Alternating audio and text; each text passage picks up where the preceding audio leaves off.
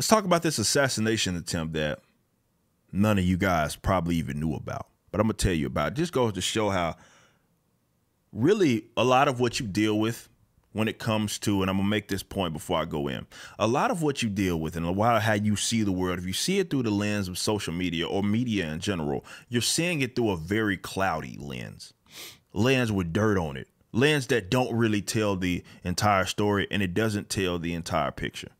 It doesn't paint the entire picture. Because they have their own agendas and they have stuff that they want to get in your face. And if they put it in your face constantly, they have you believing that that's the world right now, even if it's not. Let's move on. There's a guy that was arrested in North Carolina for plotting to kill Joe Biden.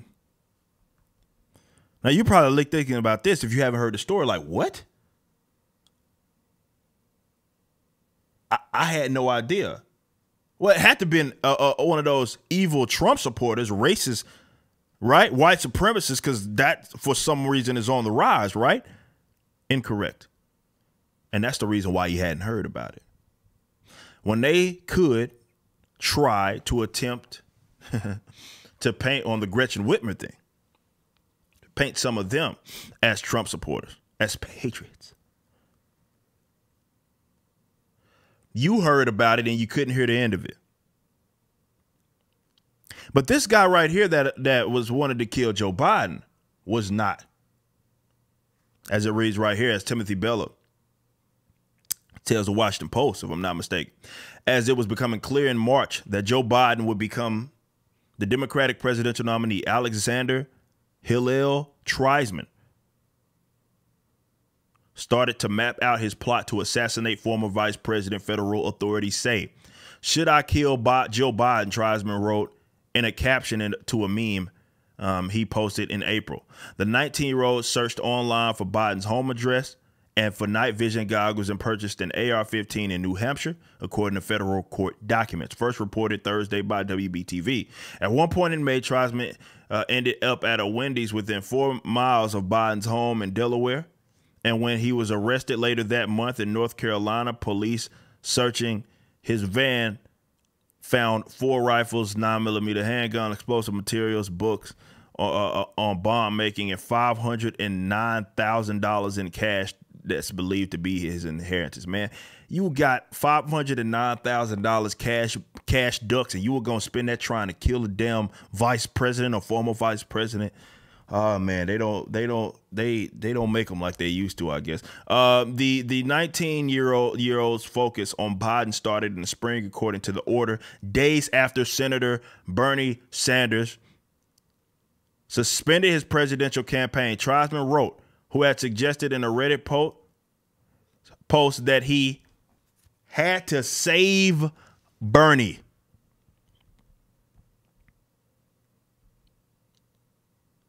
Posted it to me with the caption questioning, should he kill Joe Biden? He was a Bernie bro. He was a Bernie supporter. Now, there have been other documented cases that this article here notes. Bernie bro shot up a baseball field. Remember, shot those Republican congressmen. The Bernie supporters, for whatever reason, it's not assumed, going back to the media, they don't talk as if Bernie Sanders is responsible for fanning flames. Bernie Sanders is responsible for the rise in violence, right, as they would to Donald Trump, even though there's literal evidence of them not only plotting to kill other candidates, but actually almost getting away with it by shooting up a bunch of people.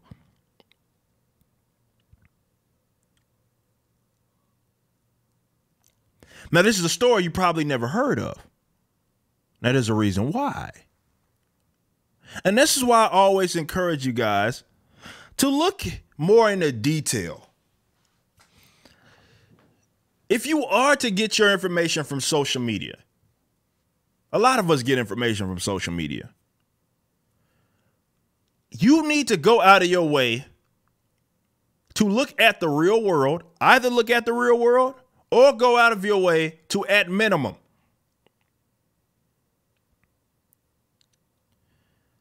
try to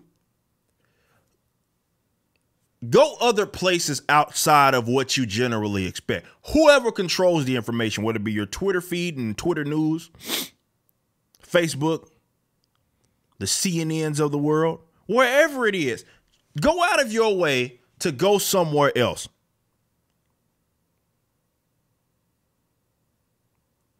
To get that information, to try to digest that information, because it's a lot more than what it generally seems. This is why I always say that Twitter is not real life.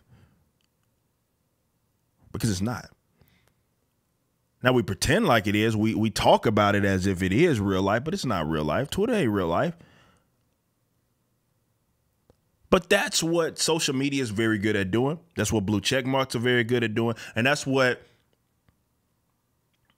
media in general are very good at doing.